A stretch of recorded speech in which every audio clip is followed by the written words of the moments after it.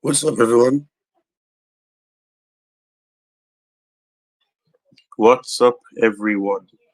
Welcome back to another stream. Welcome back to another video on this channel, a stream, but that will be turning into a video after being rendered. Now, as you guys can see in the title, this stream will be focusing on Enzo Maresca's tactical approach, and if it is true that it is preventing Chelsea from performing well consistently. So, let's discuss it. Let's get straight into the reason why you're watching this stream or video. So, we all know that Enzo Maresca has been coaching the team for about 5 games now professionally. We'd have had those two Conference League qualification match and then the three Pro League match that would have obviously had a loss to Man City being in the picture. A Wolves um a win over the Wolves would have followed, and then we drew against Crystal Palace most recently. So I know a lot of fans are still divided. A lot of fans are not sure what to think about Maresca. Some are have already made up their mind that Maresca is going to fail. Some simply think that he's not good enough. But I'm joined here with Garvin. Big up to you, Garvin. Thank you for joining the panel and thank you for coming onto the channel as well. Yes, I appreciate it, bro. I appreciate it. So, it's a nice topic. Let us see how well we can deliver it for the audience because there, as you said, there's many different opinion on the manager or the coach, and you can look at it in many different ways. So let's break it down so the audience can understand it.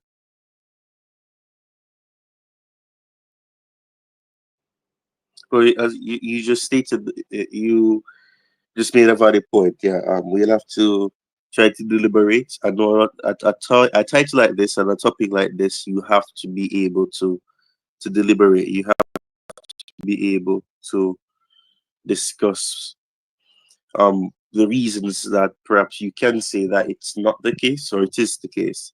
Now, as I said before, a lot of fans have already made up their mind that he's simply not going to work, that his tactics are very slow, the players are not able to play in it because it's bad. So I have a question for you, Garvin. Do you think that that's actually the case? Do you think that is a case where his tactical approach is causing Chelsea to struggle? Do you think that that is the case? Do you think that the performances that we've seen that it's been that bad that people or fans have that view that it's not going to work at all? To be quite honest, if we are supposed to look at it like every formation, and every tactics take a while for the team or the players to cooperate to understand. And it's not every player fit certain system, which we're gonna get later on in the show. For instance, just one, Ben Chilwell. Ben Chilwell doesn't fit the style that Enzo Maresca wants to play. So it's depends on the way these players can adapt and who can adapt as quick as possible. As we were alluding to earlier, some of these players can play a system which we look at the first preseason game. You can see, that's something that the players was trying, and then during the preseason, you can gradually see what he's doing. In the start of the season against Manchester City, you can definitely see what he's trying to do, and then against Wolves, we saw it come to fruition. We saw what it can do, and then against Crystal Palace in the third game, then we can see that there's still a lot to be worked on. Yeah, and that's the thing. What you just said is one thing that I would say is very valid. It needs time. It's going to take time, and but you can see gradual improvement. I know a lot of fans will say that they'll focus on the fact that Maresca is inexperienced. They'll focus on the fact that he doesn't have a big CV, which would have explained why he got the job. Now, other people will say that why is it a case where other managers who've gone elsewhere have been able to get that team that they're now coaching to get some sort of rhythm. People mentioned Hansi Flick, Barcelona. He's been able to get them a good start. Vincent Company, even at Bayern, he's been able to get, I believe, 3 wins or something along those lines. And they're in second place only on the goal difference.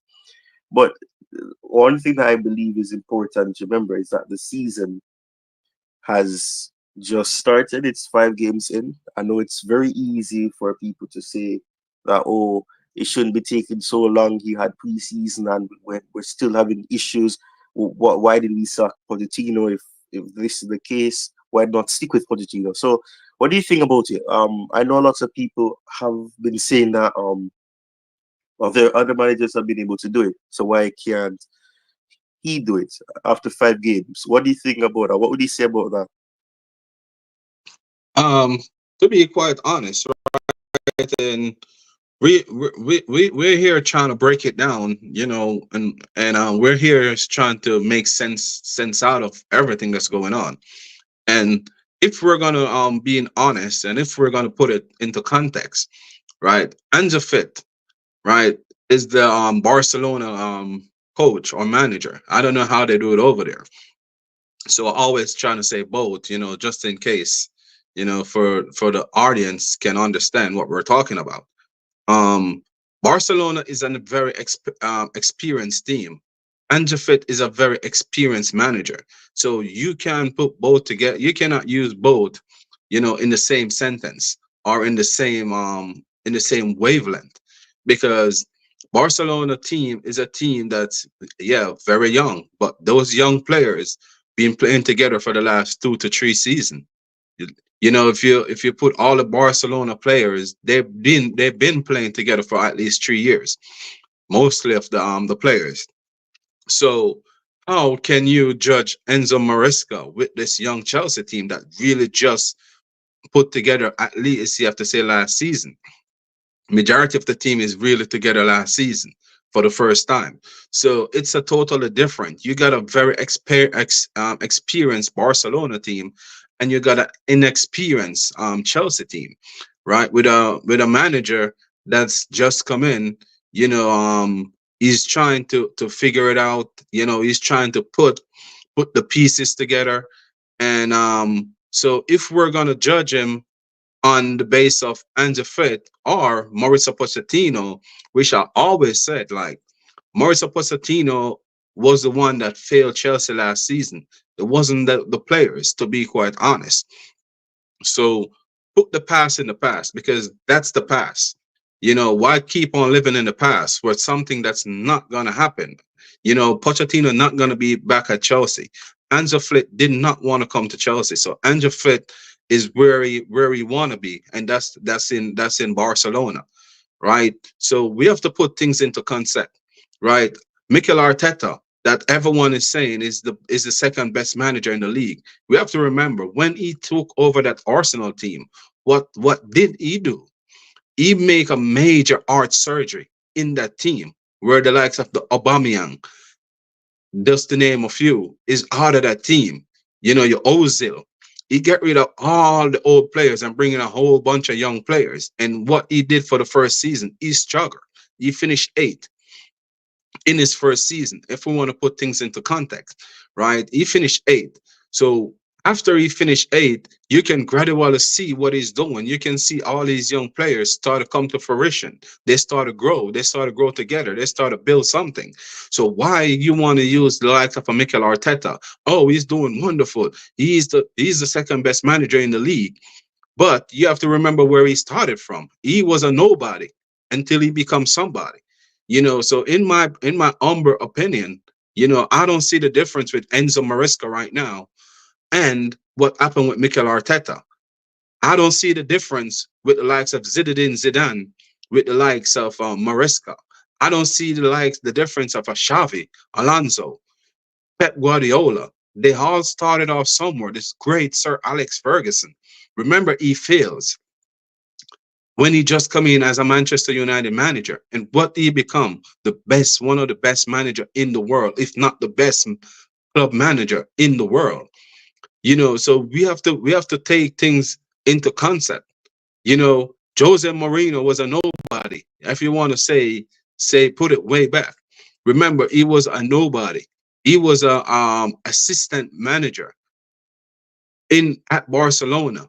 When the great phenomenon Ronaldo was there, and he gradually worked his way up until he reached in Porto. No one know about Jose Mourinho until when he come to Chelsea. The whole until that Porto in the Champions League. Sorry, and then that's when he get his highlight. So you have to be objective. Yes, everyone have their own opinion, and my opinion is my opinion. Your opinion is your opinion, but we have to look at the facts and speak the truth. Everyone have to have a starting point in life. No one gonna get up and be this world class or this superstar. Since the day that the first day as they're born. You gradually have to grow, and you have to learn, and you have to learn how to adapt. So for me, Enzo Maresca, just need some time from the fence. Yeah, you've said a lot, and you've said a lot of things that has value as well. Um, I don't want us to stray away from the topic too much, but you said that Hansi Flick won't come to Chelsea and all that. So why would you what makes you think that that's the case? Why do you think? Let me ask the question, Mitchell. Why do you think that was the case that he didn't come to Chelsea? The one of the main reason, like he said it, he was always waiting for Barcelona. He always think that he was gonna get the Barcelona job. That's one.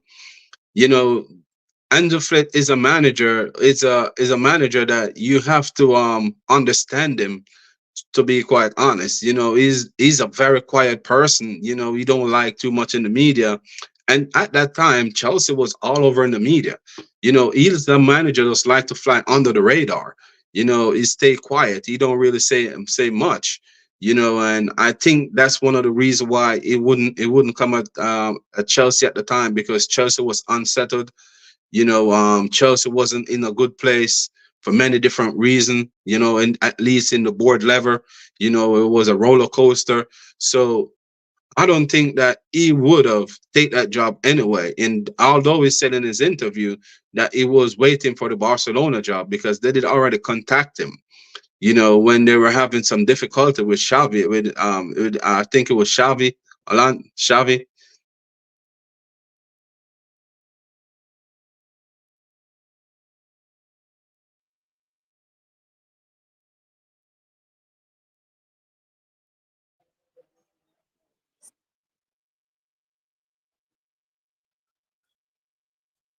Yes. Can you hear me? Are you still there, Gavin? Yes, yes, I'm hearing you. Right. Okay. So yeah, as you said, yeah.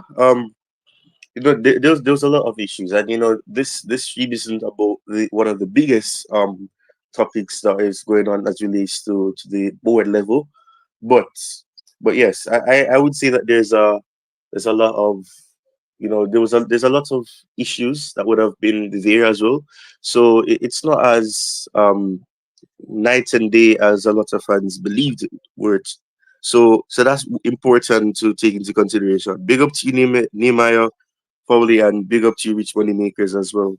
But yes, you said something that I think we should perhaps expand on, which is the fact that you said some managers, especially the managers that a lot of people are using as examples, they started at a smaller level, and then eventually it took a bigger club giving them that opportunity for them to prove that okay, they can do something. Now, Mikel Arteta, for example, he hasn't won the greatest of the greatest things. He's come close to win the Premier League, especially last season, just missing out on the last day.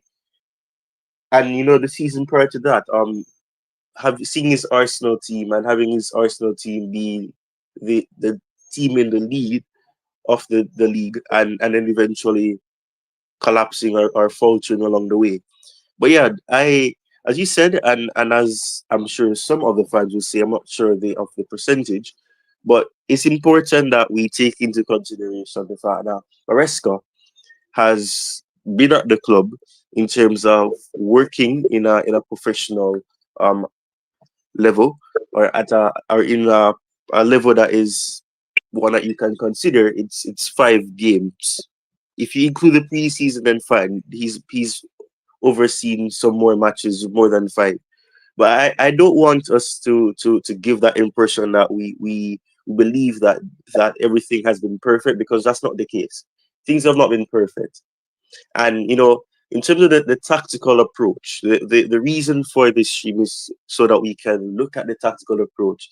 We can consider it, we can give our opinions on what it is, because neither you, neither I know for certain what Maresca's tactical approach is. We can say that, okay, he likes the goalkeeper to be important in the build up from the back. The goalkeeper has to be comfortable on the ball, being able to do this, not being, you know, panicky if there's pressure from the opponent. But we don't know for certain what he discusses with the players behind, the scenes, behind those doors, or behind those that environment that they coach in, at Cobham. So you don't know what happens. So we're gonna be giving our opinion, we're giving our perception, and we're giving our view on what we believe is the case, not knowing for certain what it is. But do you think that the tactical approach is an issue? Do you think the fact that you're utilizing a formation that is somewhat hybrid, where you have a fullback coming in to support the midfield, do you think that that is an issue? Do you think that it's causing the team to struggle or suffer or not be able to deliver at the highest level so far? To be honest, I don't think the tactical approach is failing the team. I think that for forever ever tactics, as I said earlier, it take time to adapt to it. And football is a thing that advance every couple of years, every quarter. I think back in the days when I used to play, it used to be that formation would be called a five in the back, where you got a sweeper, you got two central defender as a marker, you got your right back, your left back.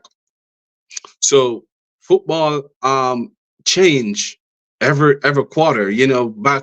Back 3 to 4 years ago, you got the false nine formation, where the striker is not really a striker.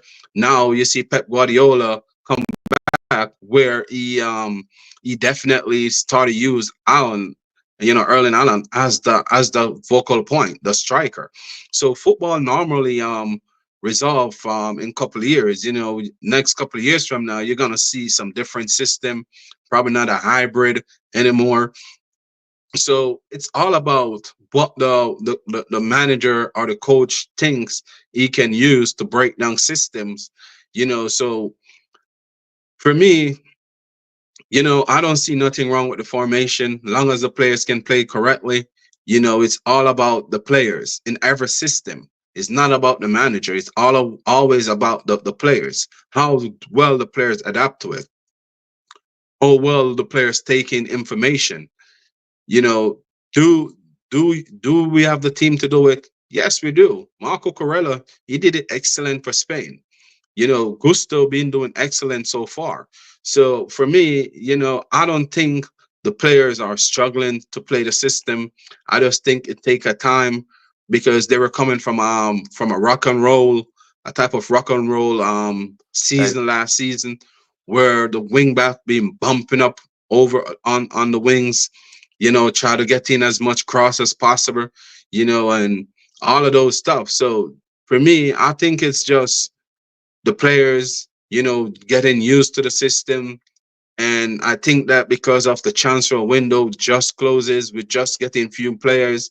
So we still have to wait on those players to get to adapt to this system. So I think everything in life take times. So I just think that it will take a little time. But I don't think nothing wrong with the system. I don't think the players do not understand the system. I think they do understand it. It's just it take up to 21 days, to break in a habit. If you got a bad habit or a good habit, or you want to get some, I think that, psychologically, I think it take up to 21 days for you to head up to a app. So I think everything in life takes time.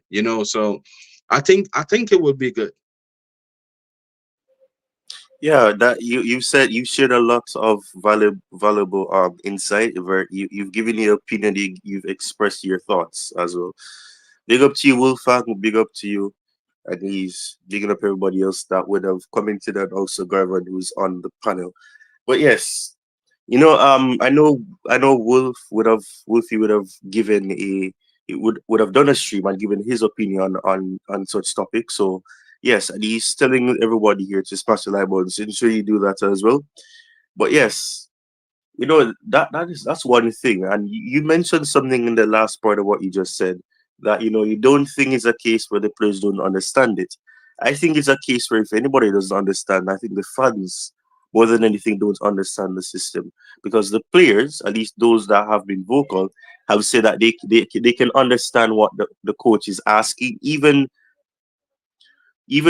Sancho, who hasn't really played for Chelsea yet, said that he understands what Maresca wants. Maresca spoke to him and told him, and in terms of what he asks the attackers to do and what he demands from them. So yes, that's no problem, Wolfie, no problem. Get well soon as well.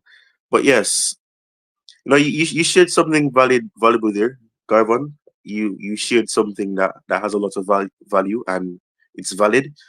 It's important that we don't say that the players don't understand it, because if they didn't understand it, I'm sure we wouldn't have seen the good patterns of play when we watch the games. We've seen the team do quick movements from defense to attack in a matter of moments. We saw that against Crystal Palace.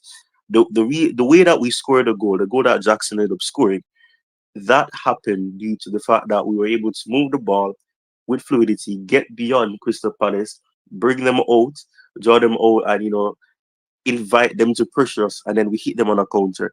That is not something that has failed. We've done it numerous times. A lot of the times, especially in the preseason, we saw that we were able to get into the final third, get into the opponent's box by drawing out the team, inviting them to come close to try to win the ball from the team. And sometimes they fall for it, sometimes they don't. We saw that against Manchester City. Manchester City were able to match Chelsea. Chelsea did find ways to get into the final third. They were unlucky to not convert when they did.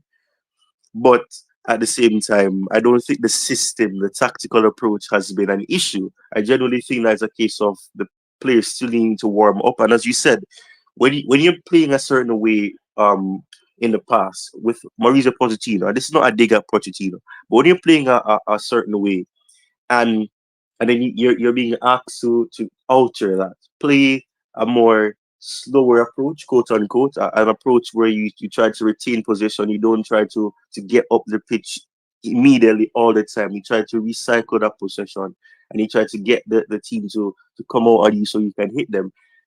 It's taking time because some of these players are used to running, and we see that a lot of the times, and that is why I'm saying, if people focus on the finer details, they realize that one of the aspects of the system, and what have some of those players have struggled to do, is be able to be to remain calm, to not be adventurous. We've seen a lot of times where a player will make a pass and then you see them running, and then they realize that the pass is not going to go to them over the top. They realize that it's either going sideways from that midfield where Casado wins back the ball and he tries to pass it to an Enzo, or in instances when Lavia was playing, you see Lavia coming in and he's trying to win the ball and he tries to get the ball into Augusto, or if it's Kukurea or that's on the left side, then you see him there, or you see that centre back pairing of a Fofana trying to get the ball up as well. So I think it is important that we take all of those things into consideration, not focus on it one sidedly, actually take the time to assess matches. And one thing that I've always done and I've ensured to do is that I don't just watch the game once. I try to rewatch the game, because in the moment when you're watching the match live, all you're thinking about is, I need my team to win. I want my team to win. So you're not focusing on the finer details. You're just thinking about, oh, just put the ball in the back of the net so that we can get 3 points or we can get the win. So it's important that you rewatch it as well. But I want to see. I want to bring up what Wolfie's saying here. So the system takes high level football with few mistakes. It's high risk, high reward, but it doesn't pay off enough. Which in a sense I can understand that. It's understandable. And you also said prior to that that sometimes you need to adapt your tactics, which the impression I'm giving so far is that he's saying that Maresca needs to adapt his tactics to the fact that some players simply cannot play in it. And that's fair enough. You can say that. We've seen players who are not the greatest on the ball or not the most comfortable on the ball make mistakes. Or we have instances where the defense is so high that the opponent is able to get at the team and force them out, and also get beyond them. And we've conceded goals like that. It's not a case where we're saying that everything has been perfect, because we've conceded quite a number of goals so far. So it's not easy to just say that, oh, the system has been perfect or it's been faultless. It has had some shakiness, and even the coach would have come out and said that maybe we didn't have to, maybe we shouldn't have had the defensive line so high. He's come out and criticized himself. So it's a case of him altering, and I have seen him alter. I don't know what Garvin will say, but I have seen him alter the system somewhat. Yeah, with the system, and as you're saying, with the system, for me, I like the way always flexible with the system, because you never can tell if we're gonna use the right sided to invert or the left sided. When I saw he used like that, definitely four in the back. Where we got the both wing back trying to fluid something similar to Pochettino last season. With the Enzo's pushing up on those little stuff. So I think that he got this fluid, way about him that I like. He can adapt to, and I see this team try to adapt to many different system, and the players taking it very well. Especially against Manchester City. Even though we lost that game, but you can see he tried many different things in that game, where we're trying different ways to break Manchester City down or to get at them. It was the first game of the season. A lot of people been saying that we were poor, but I wasn't even looking at saying we were poor. I just look and say that Pep Guardiola approached the game with caution, and for me, it's one thing that you can definitely look at and see, that this manager, to be quite honest, is very tactical. He's a very good tactical manager, and I don't see why he gets so much stick, to be quite honest, at this time. I think you should wait until at least November before you start to criticize a manager, because at least the transfer window just closes. So you got September, and you have to take into consideration also that there's international break, in between. So it still does not have all the players right now in Coben, to settle in, especially some of the new players. They're off to international duty, and then in November you still got another international break again. So it's hard to really get players up to speed, in this type of manner. So I think that he is a very good tactical. This is just my opinion. Not you guys. You guys can always, give your own opinion. But my opinion, I think that he's definitely very good tactician. You know, I know we're gonna say that oh, he's coming from Leicester in the championship. But we have to take this into consideration. The championship is one of the hardest leagues to get out of. Look at Bolton Wanderers. Not switching, not driving away from the topic, Ty, but Bolton Wanderers, Stoke City, Sunderland, Derby County. Who remember Derby County? You know, those are just some of the fews. Ipswich Town. I remember as a youngster watching Ipswich Town in the Premier League. This is their first comeback for 20 years. You know, who else is coming? Cardiff City, Swansea City. Name just the name of few. Middlesbrough. Middlesbrough was one of the top 10 team in the Premier League. Where they're all now. They're all in the championship. And it's one of the hardest league to come out of. So you have to take all those things into consideration. It's not a lot of teams or a lot of manager know how to get a team out of that championship. It's not that easy to get a team out of the championship. So if we're going to use the championship, we have to remember it's one of the most toughest league in the world. And if I'm going to be honest, the championship is tougher than some of those top 5 European leagues in the world. If I'm going to be honest, in my opinion. Yes, yes, yes. You said a lot. You said a lot, and I'm gonna add to what you just said and also expand on what you said as well. But I want to thank Chelsea Perspective for gifting 10 Chelsea Session memberships. I appreciate it. Um, Chelsea Perspective coach. We've been friends for many years now. Well, I say many years, probably sounds dramatic, but yes. So I appreciate all you always giving that support, and I appreciate you, you know, taking the time to do this, taking the time to join, because I know that you have your show going on right now as well. So I appreciate you dropping by and for doing such an action as this. I appreciate it. But yes, you've said something very valid there. Garvan, you've shared something that is very valid. You said that the championship, which a lot of people don't want to give him credit for, because it appears that every season we are guaranteed to see new teams come back up to the Premier League. That's not the case. Sometimes, and what the trend of what has happened is that some teams, that if they go down, they don't come back up the next season. So if they go down, it takes them probably 2-3 seasons to come back up. As you said, Ipswich Town came back into the Premier League after around 20 years. You mentioned Derby County. There's some clubs, Sunderland, who has not come back up. Those teams were in the Premier League about what 6-7 years ago, and they haven't been back up in a while. So in a sense, we have to take that into consideration. Watford have gone down, and it took them some time to come back up. And the situation is one that people don't want to give him credit for that, which it's fair. Fans are always going to be objective about things, and that's good. That's what makes football so entertaining, so interesting.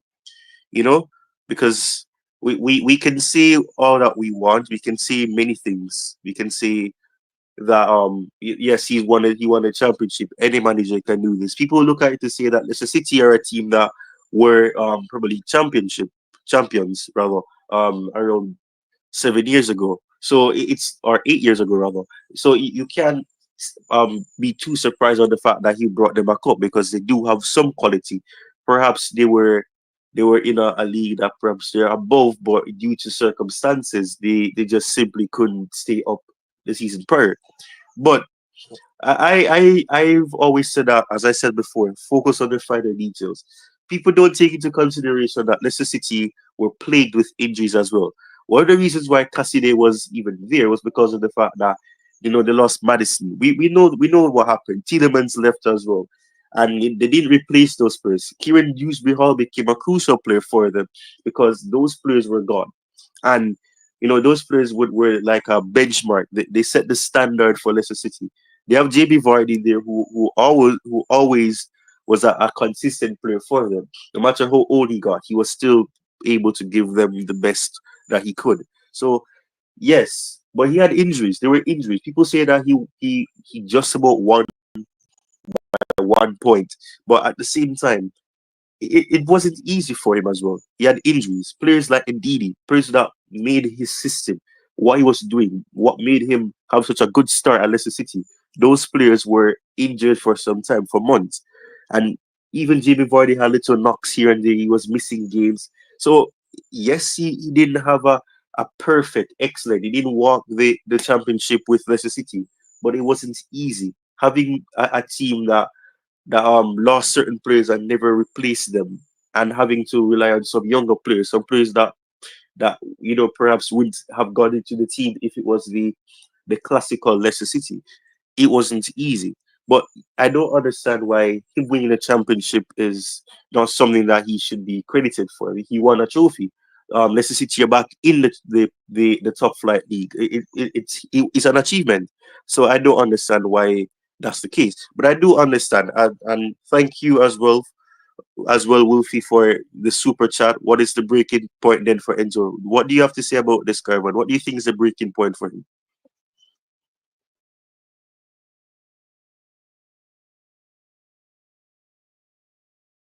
Sorry, my breaking point will be the end of the season, to be quite honest, to see where we're finished. Because as I'm saying earlier, this is in between a lot of if we're gonna say he got 5 months, he got six, but you have to take out about a month or a month and a half out of all of these months that you're gonna have because of the international breaks. Because right now we got a 2 weeks break, international break, where the player is gonna be away for 2 weeks, and we all know that's 4 week make a month. In November, it will be the same thing. So you have to, and I don't know if we got on the in October. I think you got a little freeway, in November. Thank you, Coach. I really appreciate it. So in October you have a freeway, right, where the players will be there with him in Cubbin. But when you go back to November, it's another 2 weeks. So you have to always put all of these things into consideration. Not saying that, oh, he should be hitting the ground running, or no, he's not hitting the ground running because of these are using these as a help me out right here, Ty. The words won't come in because I was deep in the comment section. Use these as an excuse, right? None of these are excuses, but take into consideration that he just started a job, and between the job, the international breaks takes a lot away from him to help the team, gradually settle in more. So for me, it would be the end of the season, in my humble opinion, because of these international breaks in between, and then in Christmas, you know, it's gonna be most likely games, games, games. No time to prepare. So it's all about what the players taken in so far to help you through that December period. Because we have to remember the Premier League is one of the only league that doesn't really give a break. So we have to take that into consideration too. That in December, this manager won't have time to have the players on the pitch, on the training ground. It's most likely going to be on the pitch because the games are coming so quick and fast. So for me, the end of the season and where we finish will be the point that I'm gonna be break. And if I'm gonna be honest, I would never have a breaking point with this manager.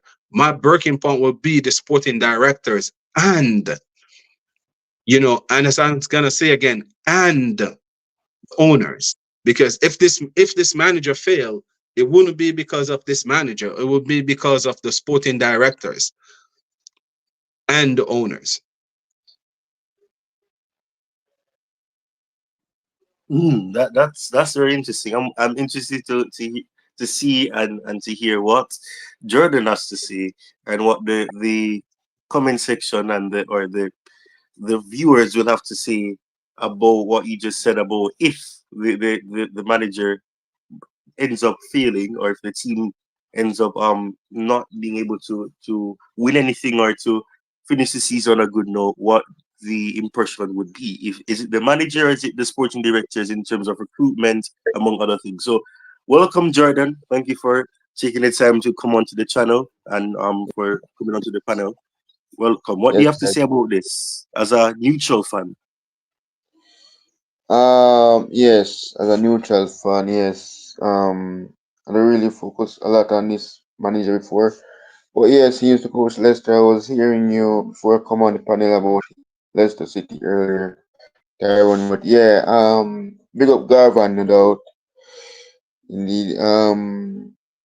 So yes, this if a guy sign up and Jadon Sancho, but his tactics now is just um he doing his technical tactics wrong on such as the formation. But as a Liverpool fan, I want to see what he will do when we face the guys of this international break. But let's see. I hope he.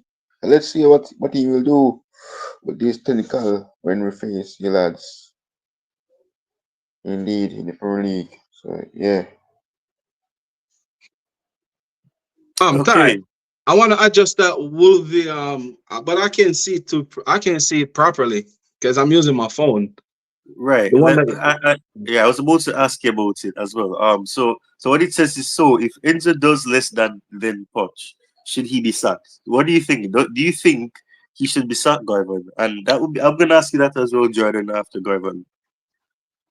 um so Wolvesy, to be honest, I don't think that if he finished lower than Poch, he should be sacked. I think this is the time that we have to stick with a manager for at least 2 seasons. As I'm gonna say again, like a system, it takes a time, and then because of the period that they have to implement the system, it's not a very long time. When Pep Guardiola just come in, as I was referring to, he played a similar style to Pep Guardiola and Mikel Arteta. Pep Guardiola didn't win the league in his first outings. He didn't finish properly either. The same thing with Mikel Arteta. So if we want the system to work, and then he just get these players that can really play the system in the last of the transfer window. So a lot of these players didn't have preseason. So mostly of these players right now, this is their preseason, just right now. So for me, if he finished lower than Pochettino, I will give him time. To be quite honest, I will give him until the next season, and because we're gonna have the Club World Cup, right? Not only the Club World Cup. After that, I think that would be many games, for him to really get these players up and running for the upcoming season.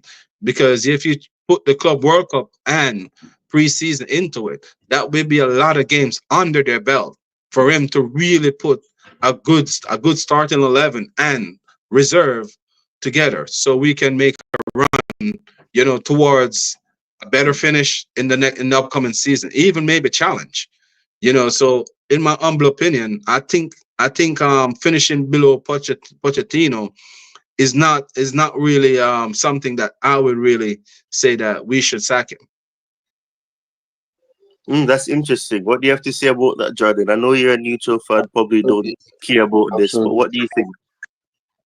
Yes, Gavin have a great point in it. If you guys want to really challenge, you have to stick with one manager.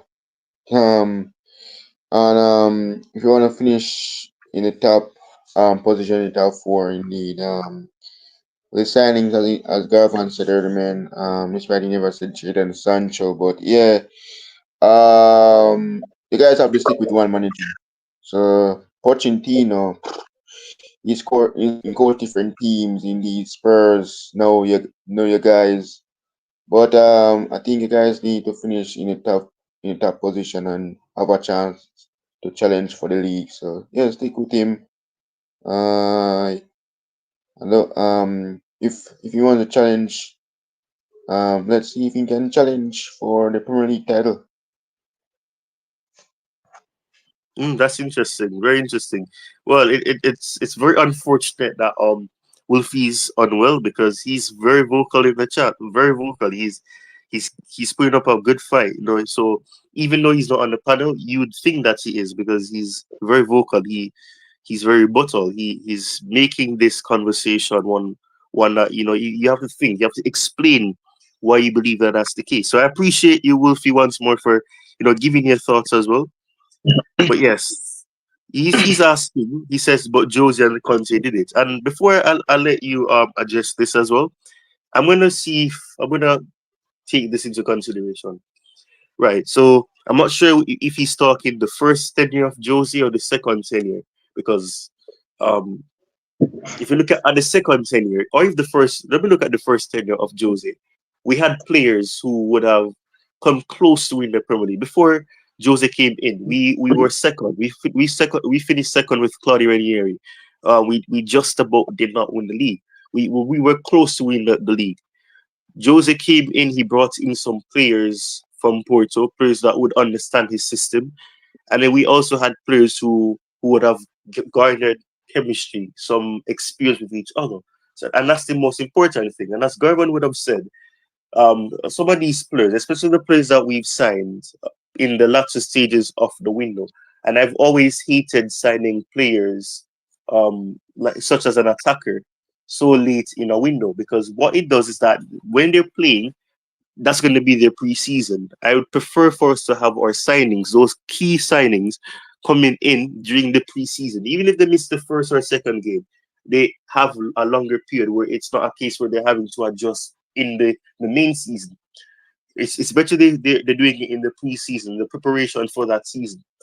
And what happened is that players like Felix, Neto, Sancho now, who hasn't played for Chelsea yet, they're going to have to adjust with each other, with the team as well, and find a solution as to how they can quickly get the ball rolling, how to connect with the team.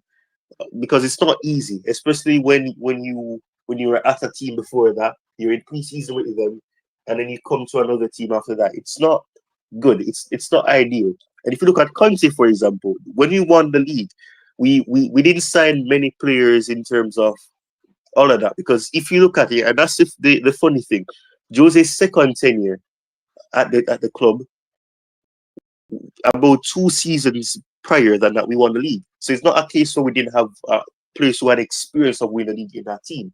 We had Hazard there. We had Willian, for example. So you had players who would have had that experience of winning the league 2 seasons prior. So in terms of coming back and adding some other players, David Luiz being there, obviously we signed Kante, we had Drinkwater, who didn't really work out, but you had players like Mattis, who was also at the team, that would have had that experience, being at the club in the past, leaving and then coming back as well.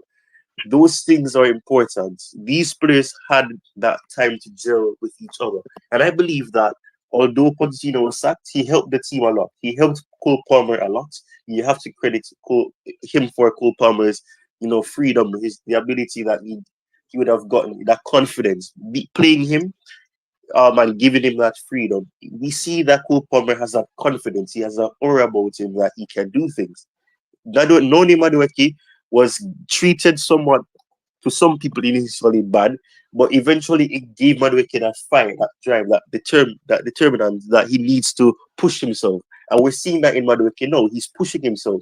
He's not shying away from taking on players. He's not shying away from taking shots or trying to make attempts turn to goals. And we've seen that has helped him. So yes, we can say that Maresca's system needs time, but also Pochettino's system has helped the team in many ways, because it has given those players some chemistry, that connection, that ability to transition from one system to the next and not changing much. The only thing is that the approach is, it takes a slower pace. The build-up is more detailed. With Pochettino, is a case of you try to push the ball, you try to get at the team as quickly as possible, and you try to convert that into a goal. Gusto, if it's Madueke, you have Madueke, or if it's Sterling and Kukurea, that was the approach. With Maresca, is a case of you try to let everybody have a little 1-2 touch there before it gets to that final third. So I think that is very important to take into consideration as well. But yes, thank you for giving that. But Garvin, what do you have to say about what do you have to say about that? Do you think that the comparison of Jose and Conte is ideal for this situation? For me, when Jose Mourinho first tent at Chelsea, we have to remember when Roman Abramovich come and take over, right? We did have Claudio Ranieri. Claudio Ranieri did already bring in the likes of Frank Lampard and few more players. So we did already build in a core. We did already have the likes of John Terry there, and Desai. We got some world-class player in that team. When Jose Mourinho come in, as Ty said earlier, he get few players from Porto with him that's already know his system. We get the one Sebastian Veron, Joe Cole, right? If you know, Joe Cole was already know the Premier League. Sebastian Veron did already knew the Premier League because he was at Manchester United. That's where we get him from. And we have the likes of Frank Lampard in the middle. So we did already have a core of players that's already was there to win. Because remember, we challenged under Claudio Ranieri the first season. The only thing we did need was someone to sprinkle a little more dust on the top of that cake for it to be complete. So we did already have a core that can challenge, and they bring in the likes of Peter Cech, one of the best goalkeeper that you ever see. So for me, we did only need another striker. That was Didier Drogba, and in his first season, he wasn't that striker that was scoring so many goals either. They have the likes of Adigo Johnson, and I think we had in another striker to it. We got the likes of Duff, one of the best winger in the league at that time. Likes of Robin, Iron Robin. So we already have a core. It's just to finish it. So Jose Mourinho come and he's finished what was already started because it started from Ranieri. Ranieri prepare the team for Jose Mourinho to come in and dominate. Back to Conte now. If you move forward to Conte, Conte did was coming into a winning team, a team that already knew how to win the Premier League with all these experienced players, Cahill, John Terry, Lampard, I think was still there, John Obi Mikel, and then he had N'Golo Kante to that list. So there was already a core there that was already there to win. But right now it's different. We cannot put that core, or we cannot put that generation with this generation. This generation of young players, most of them haven't won nothing yet in their career. They're going towards winning something. It's going to take a time for them to build that winning mentality. Go back to Arsenal. Arsenal have these talented young players, but they haven't won nothing yet. They don't know how to win. So if you go to Manchester City got winners all over. They know how to win. If you notice the way they come back 2 seasons in a row, back on Arsenal and win the title. So you sometimes players need just that one lift, that one trophy. And I think that if last season we did go over that line with Liverpool, I think this season would be something different for us because these players would already feel how winning is feel like, or how it's supposed to feel like. Mikel Arteta did win something, but he win it with experienced player before he get rid of them. So I think that sometimes you need to look up to pinpoint one trophy and just go for that trophy. Sometimes it's not about winning the big trophy, it's about winning the small one to feel or to get a taste of how winning feel like for you to advance. So I think that we did already have that under Jose Mourinho leading into Conte. They did already Tuchel with the same thing, and we all have to take this into consideration too. Because I saw Tuchel in the comments too. But with Tuchel was already coming with a team that Frank Lampard did already have settled in. Only thing he have to do is just to finish a little piece of it. So for me, as I said, and as Ty said,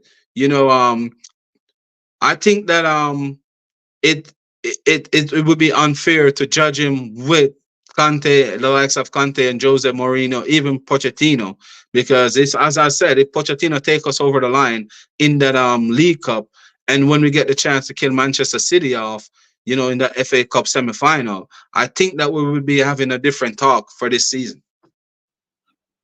Indeed, indeed, and I have to apologize. There's a lot of comments, and I really want to go through all of them, and there's a lot of questions as well. The coolest Okay, shows is quick. asking that. Let me answer Tobago real quick. Yeah, So Tobago, what I think about the signing of Sancho? I think Sancho is a good signing.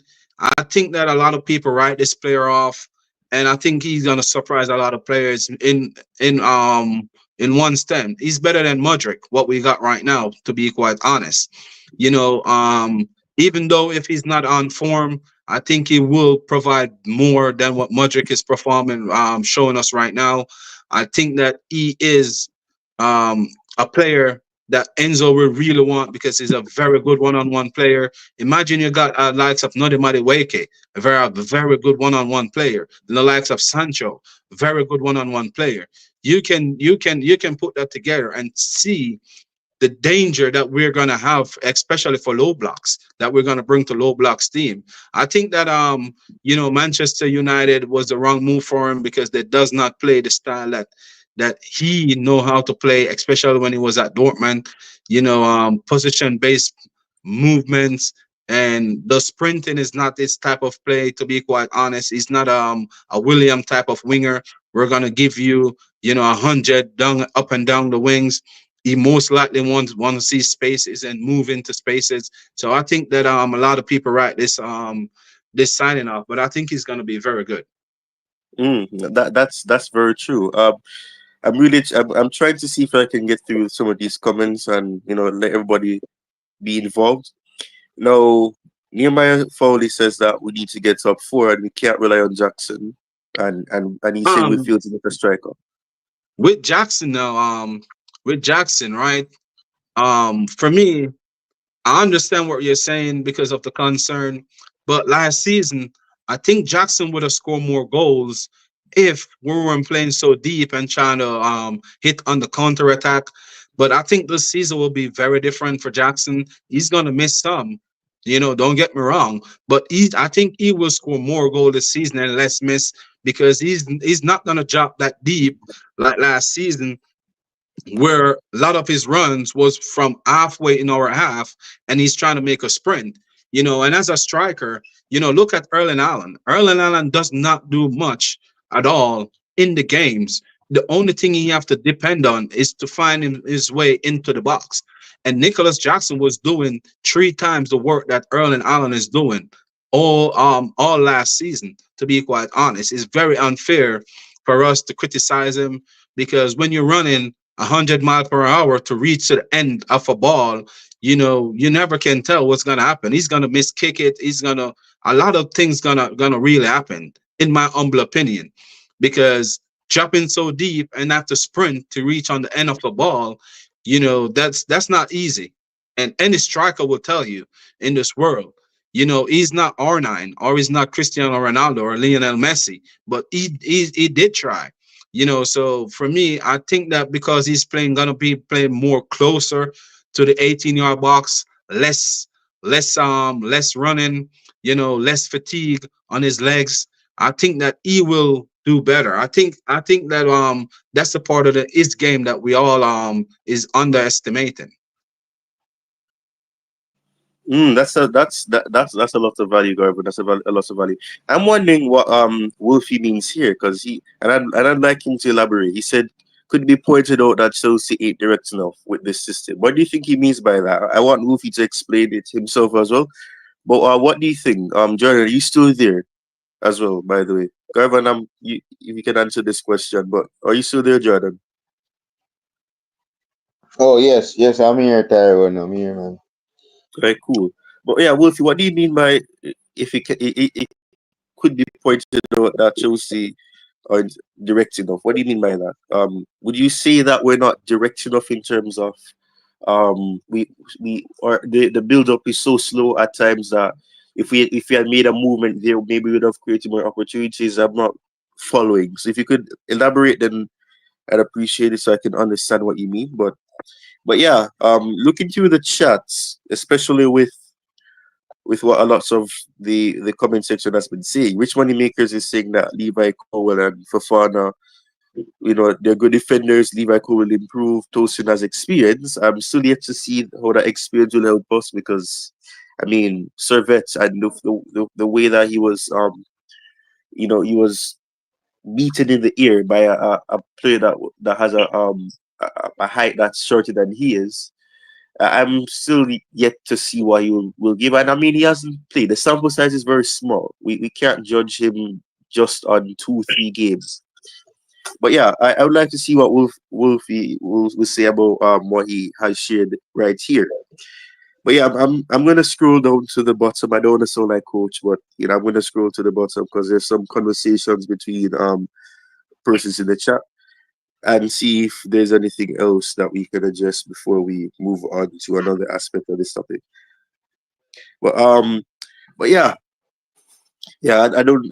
Wolfie hasn't responded yet, but one thing that I have to say, and especially with what Garvan just said, it is very important that we don't look at things from what we see directly. We have to look at things from the fact of, is there is all the factors that we've considered, are they enough to say that we shouldn't be judging? Is it a case where 5 games should be enough? That's the next question, because as you said, Garvan, if we had been able to win the League Cup, if we had been able to take the opportunities that we would have had against Manchester City in the FA Cup semi-finals, and we would have won the League Cup final, gotten to the FA Cup final, more experience for those players, because we haven't added too much players. We've seen some players leave, like a Gallagher. Sterling has left on a loan. But do you think do you actually believe that 5 games isn't enough because of the fact that it's a new system, or is it a case where you think these players are still inexperienced and they've not garnered enough experience? Which one is it? You can put it and say both, because that, as I said, that final win would have helped the players to taste the victory, as I said earlier. And when you look at if you look at it, if you look at it, like the winning mentality, as I said earlier too, with Arsenal, there's still, if you are if you watch Arsenal, you can see every time they win a game, the extra celebration. They try to use the crowd to lift them. If you look at Manchester City, when Manchester City win, it's just like a calmness about their win. It's just like, yeah, we know we're gonna win. But with Arsenal, you can see the extra effort they're putting in to motivate the crowd, to help to push them. But as a player, you don't depend on the crowd to push you. You should know deep down inside that, okay, I'm going to this game and I'm already the champion. But you can see, I don't know if you understand what I'm saying, if it's making sense, but you can see the difference with the likes of an Arsenal and the likes of a City. Look at Real Madrid. When they win the Champions League and you listen to Ancelotti speak, it's just like a normal day. Just like, oh yeah, we know that once we're in the final, we know that 90% of the time we're gonna be winners. Once we do everything correctly. So that's the type of feeling I'm saying that our player does not have yet. Once we target a specific trophy, probably the League Cup, probably the Conference League or the FA Cup, and you go on with these young players and win it. The next season, when they come in, they're gonna hold their head up high because they already taste the smell of a victory. If I'm making sense. But for me, I think that this is gonna be the point where we definitely have to win something for these players to go on and challenge and go on and win the Premier League title. Yeah, and I'm sure I don't think I brought up what Wolfie would have said in the past, but he did say that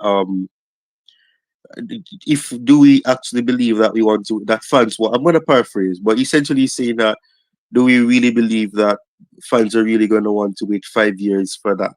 Because we looking at the length of Maresca's contract and all that, in terms of 5 years and all that, you deciding to give him that amount of time. But I think fans will also be impatient because it's been almost a decade now since we've won the Premier League. So fans are gonna get antsy. Yes, we've won trophies along the way during that period of almost a decade. So we haven't been trophyless, but it's a case of winning the top flight league. You need to add to that number. So yes, I can understand that, and Wolfie would have given some context as to what he meant, as we're not as direct, which is fair enough. He's saying that our attacking play at times is poor, and it looks like we don't have any ideas or instructions on what to do, which I don't know if what Garvin will say, but I generally think that has to do with the system being new. Some of these players are also inexperienced. Some of them don't really know what to do in terms of creating attacking patterns. We see players like Cole Palmer being able to come up with an intellectual pass or a intelligent movement and getting the ball into the path of a Jackson, or if Nkunku was playing, then I think Nkunku is trying to get the ball into the middle for a Madueke or a Jackson.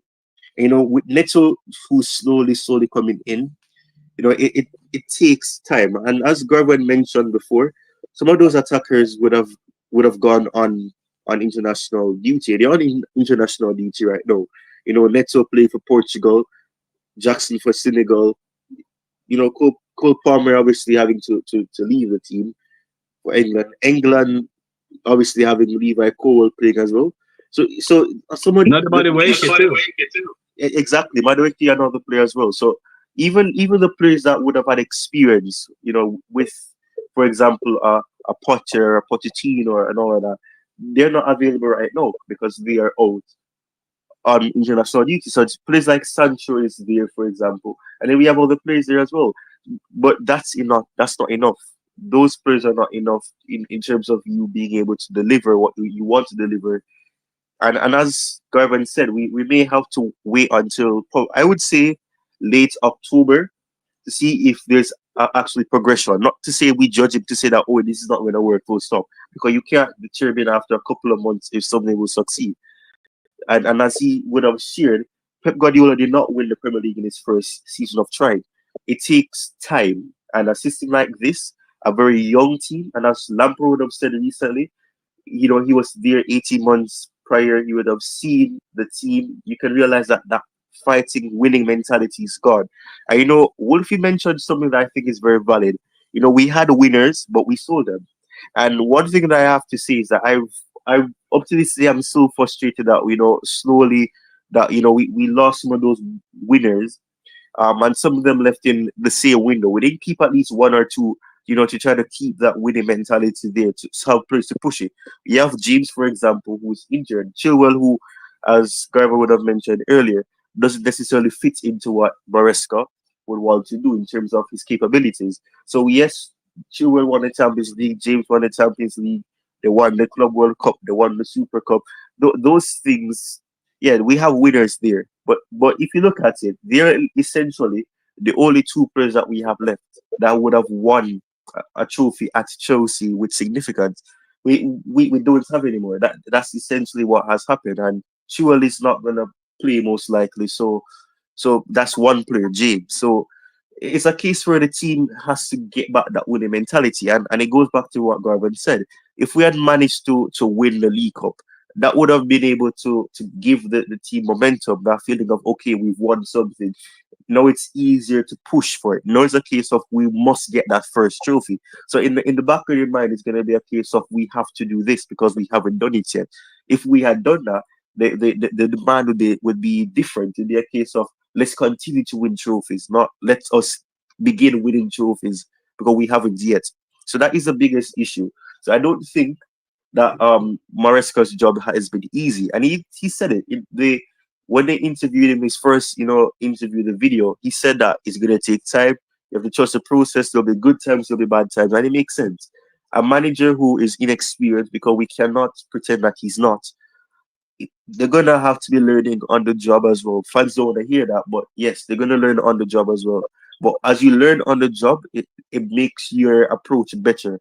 Mikel Arteta did not have any other experience before going to Arsenal, being a first team coach. He was not like that. Unlike Maresca, who was actually gone to other clubs before he came to England to work as a development squad coach for Manchester City, and then the assistant coach to Pep. He actually was in Italy, coaching, and he had to learn. So it's not a case where he's inexperienced. Like Leicester City was the first ever job that he had, and we just took the chance at him after that. He had experience. He wasn't perfect at it because he got sacked. He didn't last long at the other jobs in Italy, but at the same time, that would have taught him something, that would have given him the knowledge and that information that, okay, I need to probably alter what I want to do. Maybe I have to adjust the system to certain players, because then not all players are going to be able to bed into what I want, or to be able to adjust what I want them to do. And it's difficult when some players have never been asked to be good on the ball, or to just try to get the ball. Oh, and the responsibilities on the midfield and the attack to work together to get goals. And then you're depending on the defenders, the fullbacks, to be crucial in that. It's going to take time. So that is important. Very much important. Yeah, that's the truth, I'm hearing a echo.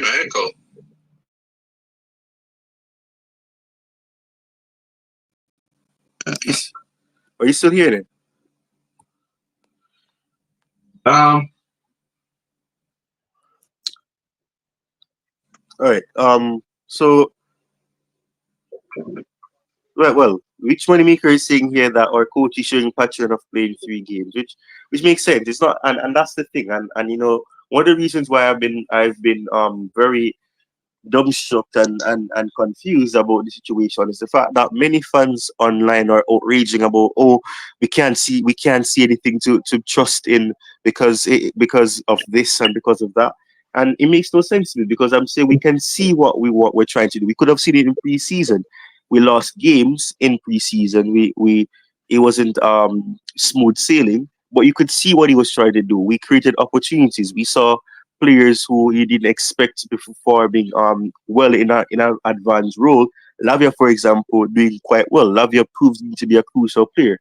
And I've always said this, and I know Garvan probably may expand on this. When you actually look at the midfield, for example, and Enzo and Casado, it did not work out the best last season, and it hasn't worked out ideally this season as well. And it's no surprise that as soon as Lavia was injured, or he was unavailable, that midfield became disconnected again. Usually, what we would have seen, especially in the game that against Manchester City, even though we lost, we saw that he was clinical. He was winning the ball, making interception, and then moving the ball up the pitch. We were seeing the cruciality of what having Lavia in that midfield could do. And then when we lost it, we we we went back to square one. What we saw before Enzo got injured last season, and he was and then we had to depend on Gallagher and Casado. And I know what Garvan may say about this, but what do you think about that as well? Because we have to actually think about the fact that the defense hasn't been ideal, but that midfield hasn't helped things as well. What do you have to say about that?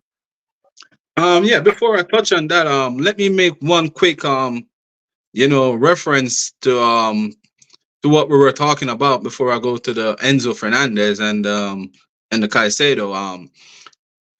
If you guys remember that under Roman Abramovich, we tried to sign Pep Guardiola. We were in deep conversation with Pep Guardiola, and he turned us down for a team that was just on the upcoming. That was Manchester City. Not saying that at the time that we weren't paying money, because Roman Abramovich would have paid whatever Pep Guardiola need, but Pep Guardiola was the man that said, okay, this is not a stable ship, because this is gonna take time. My system take time. My way of playing take time. Everything that I does take time. So that's one of the reasons why we didn't have Pep Guardiola at Chelsea Football Club dominating England, because he know that there wouldn't be any time for him to implement his system. He already knew that the way how you want to play and how Roman Abramovich was want to run the club wouldn't match. It wouldn't work. So that's why we didn't have Pep Guardiola. He chose Manchester City because they pitch him a long-term project. And as I was saying earlier, in his first year, he did not win anything. So what I'm trying to say is, sometimes you have to give a coach time to implement their system. Carlo Ancelotti, right, to close off the manager segment. Carlo Ancelotti, first season, win the FA Cup and the Premier League. And what we did after that, The following season, we sack him halfway through the season. In the tunnel, we sack the man, Ancelotti. And look what he have accomplished after we sack him. So we have to take all these things into consideration as Chelsea fans. We're too spoiled. We're too spoiled that we can't see what in front of us. We always want to win now, but we're winning in short term. As these owners said, they want us to dominate it for a long period of time. But we have to go back and look what happened in Roman Abramovich's tenure, where we have the best team in the league, where we could have been dominated England, but we choose to not have patience with some of these great managers that we already passed through. So we have to take all of those things into consideration to close off the manager segment. I don't know if I want to say something before I go to the Enzo Fernandez question. Yeah, what you just said, and it's a lot of this comes with history. A lot of it comes with looking back at the past and actually looking at what has happened. Yes, I was a different era. It was a Roman era, and we were in the I don't want to say which era we're in because right now it's become very unclear. But in a sense, yeah, we approached Pep, things didn't work out, and as some persons have been saying before, you have to give time, and that is an issue that we see with Chelsea fans. It's not what I'm saying is not anything new. We all know that one of the biggest problems, one of the pros and the cons of shopping and changing, sacking and hiring that has happened is that it allowed fans to be accustomed to, if this manager doesn't deliver this in a certain time frame, get him out. We will replace somebody because it's worked before. But football has changed. You can't do that. And the issue is, people are okay with us winning the Champions League, fine. It's a European Cup. It's a trophy that has great value. But what has happened is that, the gap between when we would have won the Premier League and the Champions League, and then the gap that it took for us to win the Premier League again, it would be too big for some people. We won the Champions League in 2012, and then it took us 3 years or so to win the Premier League again. We came close to winning the Champions League before that. The whole mistakes and errors and all the things, the slip, John Terry 2008, and then 2009, we all know what happened with Barcelona. And then the time it took for us to win the Premier League again, it's changed. And then winning the for example, an FA Cup and all that after winning the Premier League, that is the biggest issue. We need time. And as Garvin just said, Ancelotti, he won a double, then we finished second, and then he was sacked in the tunnel. I think the game was Everton or something like that. That was the ironic thing about it. I think it was Everton. He was sacked after the Everton game. I think I don't know that. So it takes time, and and it's not easy for fans to be accustomed to say give it time, because for the past 20 years, time has not been a part of the DNA. It's about winning now and not trying to build some longevity, and that's the problem. Because as soon as a manager was not able to deliver what we want them to deliver, we sacked them. That was literally what happened. Jose Mourinho after that was sacked. Ancelotti after that sacked, and then Conte. Well, things is different with Conte, but all of that. Di Matteo, for example, we won the Champions League. We were not doing well in the Premier League. That's another conversation. Was Di Matteo really the greatest manager? Not too sure about that. Of Rafa Benitez, would have done things at Newcastle, Liverpool, and all of that. And then when things weren't perfect, won the Europa League with him after winning the Champions League the year prior. But things were not working out, and he needed time. Tuchel was sacked because of other factors, but was it a case of should he have gotten sacked? That's the next thing. That's a conversation for another day. Luffy would have mentioned that, and he would have said that was a breaking point for him sacking Tuchel and all of that. But yes, time is important. The teams that we want to be like had to trust their manager. I'm sure that things like Manchester City were disappointed. Even what Garvin mentioned about the greatest manager for Man United, Sir Alex Ferguson, he would have been close to getting sacked, I'm sure. Not failing at Man United for so many years, and then eventually things clicked. it takes time. You have to give the manager time to make mistakes, learn from it. And that's the thing. We've never allowed it. If it's a case where a manager delivers something and then there's mistakes the next season, we don't give them that season to recuperate and learn from it. We just sack them because, oh, we cannot drop the standard. And that was always the excuse. But the problem is you have to be able to make mistakes to grow and know how to evolve. Because if it was a case of winning, complacency kicks in. You need to be able to get that reality check sometimes. Manchester City are getting that reality check. Arsenal have not been able to take them off their throne just yet or whatever. But you have to take into consideration the fact that it has not been easy. Liverpool showed them that if you're able to get wins and get results consistently, you can take Man City off their high horse. And they did that, especially in that season 2020. And Arsenal could have done the same. But the issue is they were not able to go the full length. If they were able to go the full length, they would have, because Manchester City were there for the taking. It was simply there for the taking because they've had a sloppy start for many seasons. But the teams around them are not able to go that full length, so they are able to get back and scrape it.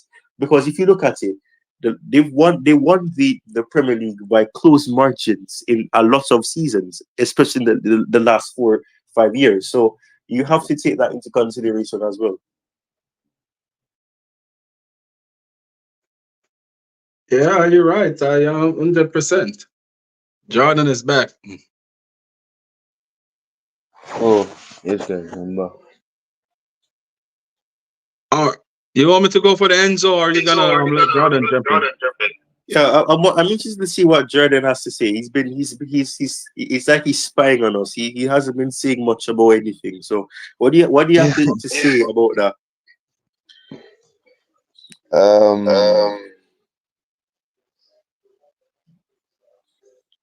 I'm hearing myself.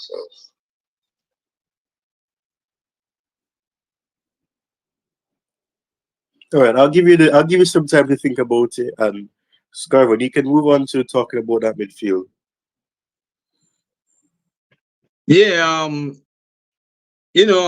midfield is a thing that control the game. They are the engine, just like a car.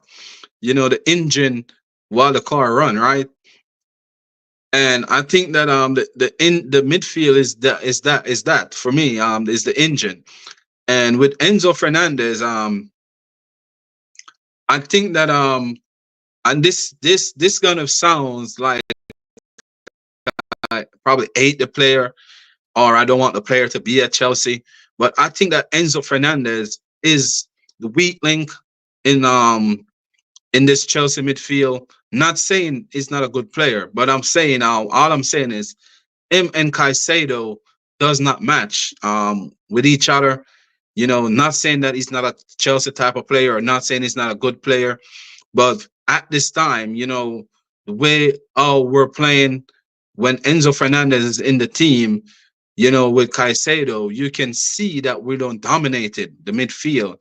I don't know if it's communication wise, but I think that, as Ty was saying earlier, with a Lavia and Enzo would probably be a better midfield, or a Caicedo and Lavia will be a better midfield. But I don't think that both work together. I think that the owners, jump the gun too quick and get both of these players, and think that they both probably could have worked. I would love for it to work because of Chelsea's sake. But I think that right now, Enzo Fernandez, when he's in the team, I think that every managers that we get, try to fit him, especially on a Pochettino. They try everything to fit Enzo Fernandez in the team. And when he got injured last season, we all can see the difference. Like, we all can see that Chelsea go on a run. Something that none of us expected, or none of us thought of would happen. You know, I know a lot of people will say Enzo Fernandez is a world class player, or some people will love Enzo and criticize and say that we're being harsh. But if you watch every single game that Enzo Fernandez played for Chelsea, you can see when he's out of the team, you can see the difference. Pochettino tried to show us last season when he was forced to play Enzo Fernandez, and we all know the result. And when Enzo come out and he changed the formation, then we see the next result. So if you put both together, you definitely can see that Enzo Fernandez and Caicedo does not mix well. Just like you mixing the oil with water, one gonna always float to the top, and one gonna go to the bottom. I don't think that these two midfielders that we pay so much money for at this point in time can Enzo Maresca, don't get me wrong, can Enzo Maresca find a way, or can this system find a way to get the best out of them? That's something that we're gonna have to sit back and wait to see what happened. But for me at this time, I think that they does not work well. And that's a good way to get into answering the question that Rich Moneymakers has asked here. How do we solve our midfield without Romeo Lavia? Because as I would have mentioned and as you would have mentioned before, when Fernandez was absent, especially last season, and even when his role was not major as it has been now, when Lavia was available, we were able to see that midfield connecting better, having better contact, doing well together. So how do we solve our midfield issues without Romeo Lavia being present? Because it appears that he may be out for some time. Yeah, yeah, but I think Lavia is back. To be quite honest, I think the only one injury problem we got right now is Reece James. I think that they're just caution with Lavia. I don't think it was a bad injury, but the same thing with Reece James. I don't think it's a bad injury as what everybody make it sounds like. I think it's just because of, the same thing with Christopher Nkuku. I know everyone is crying for them to get minutes, but we have to remember it's a human body, and after body sustains so many injury for such a long period, you have to gradually take your time and work your way back in. You can't just jump right back in full force. It will break you. Even if you're 100% fit, you have to get your body back into used to the week in week out situation. So I think that with Lavia, I think that he will be back probably for the next game or the game after. But I can see why the coach was using him right during the preseason, in every single game, because he is the one that's gonna hold our midfield together. If we want to be honest. That's very true. And when we take into consideration the fact that Lavia isn't necessarily a DM. He's always been like a box to box.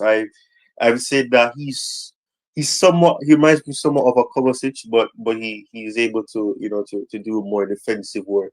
Although what Kovacic has done at Manchester City has been impressive. He's shown that he's been an rated player. He's been underappreciated, but especially with the fact that him being able to dominate our midfield when he would have played them in the season opener. It was him trying to hold down that midfield for Manchester City with other players playing as a more advanced eight. But I think Lavia has proven that he's a player that Maresca will appreciate and love, especially in terms of what he's been able to do so far. But yeah, in a situation where we have to rotate, I genuinely wish we didn't allow Leslie to go on loan, because I think it would have been a good way for him to also learn as well, rather than to send him all on loan, because it's not a case where game time will be limited. We have a lot of competitions to play until May, so we have to take that into consideration. And the next thing I want to bring up, Ty, like I see a big outrage on social media. A lot of people been talking a whole lot of difference because of I want to get the comments thought on it because of the European spot where we left the likes of Cole Palmer out, Romeo Lavia, and Wesley Fofana. I see the meltdown on these players. Everyone is saying why we leave Cole Palmer out of the team. I just want to get your takes on it and see, if you think it was correct for Enzo Maresca to leave Cole Palmer and those other two players out of the European Cup.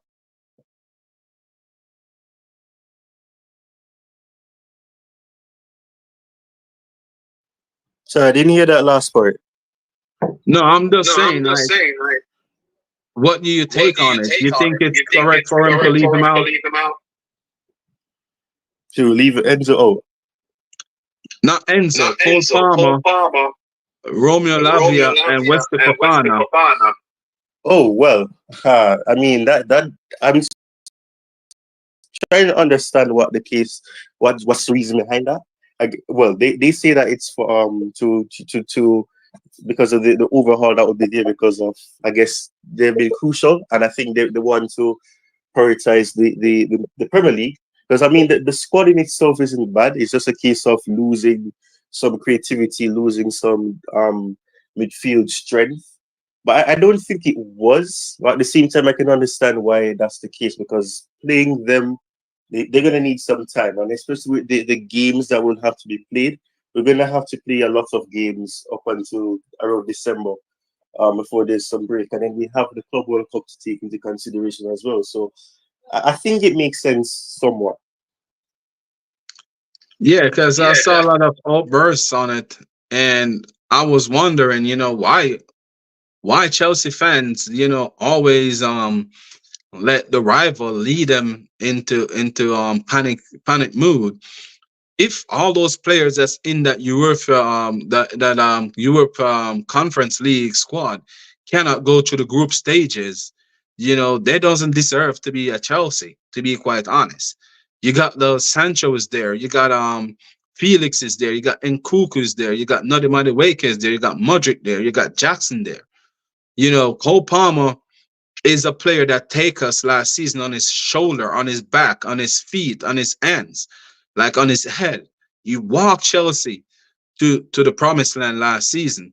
I think that pressure burst pipe.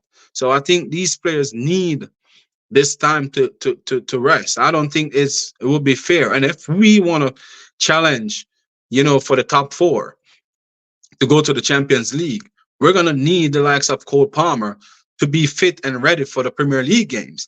I don't think that it's fair to have him travel all over in Europe on a Thursday and be ready for Saturday on Sunday or Sunday for the Premier League game. So I think that the coach show me another thing again why I should believe in what he's doing, his methods for right now, because that was a brave move, but it was also a great move for the football club, for the player, because we're gonna need your top players for the Premier League if you want to climb that table.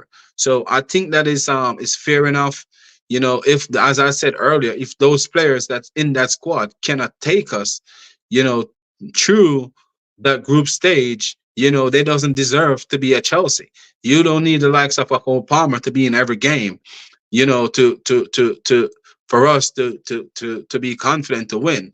The likes of Nodimade Weke have to show why he deserved to be at Chelsea. Why he's wearing that number 11 shirt, that famous number 11. you know so that's my big take on it. I don't see why the panic or why people being over dramatic on the situation. I think it's a very smart move. Wesley Fofana is coming off 2 years injury. Why should you want to be forcing him to play week in week, 2 games a week right now? Give his body time to adapt, as I was saying earlier. The same thing Romeo Lavia. you know so I don't think that we should be panicking.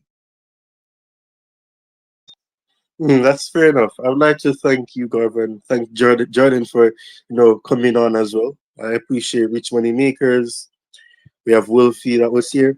Obviously, we have Church Perspective who would have gifted 10 memberships. I appreciate that. And for the super chat from Wilfan, we'll have to call it a day. But appreciate. I hope we would have satisfied the audience in terms of discussing the tactical approach, discussing Yeah. the issues, and should we really say that after 5 games, Maresca should be judged and critically as well. So once more, thank you guys for joining, and I'll see you guys next time. Peace. Can we go In the right, blue flag flag. right, coach? Yeah, we can do that, Ange. Yeah, Yeah, he's on there by himself. yeah. All right, thank you, Ty, for having me, bro.